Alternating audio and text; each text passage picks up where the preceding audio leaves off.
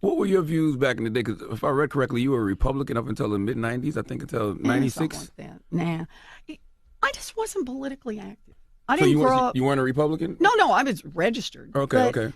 But I wasn't politically active. I've always been in the policy end of it, what we need to be doing. I got into the policy end of it in the fight around families who go broke and how to protect those families, and what ultimately turned into what I think of as the bankruptcy wars, where credit card companies tried to make it a lot harder for families who had serious medical problems or who had gotten cheated by mortgage companies get a chance to put themselves right.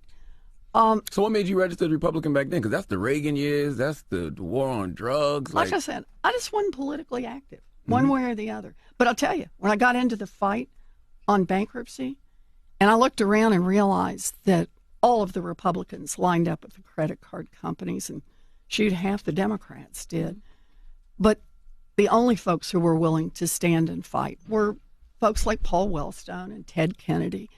And was your that's family when Republican? Is that why? Like sometimes you do it, your family registered? when I say we weren't active, I actually don't even know. Okay. I don't even know how You they had were a lot of registered. confusion back in the day, Ms. Warren. You thought you was Native American. You thought you was Republican. Like when did you get on the right track? You got to a fork in the road at some point. Yeah. You know, a big part of it was when I got into the fights over, you got to make the law reflect our values. You got to have a law that doesn't just work for those at the top, but that works for everyone else.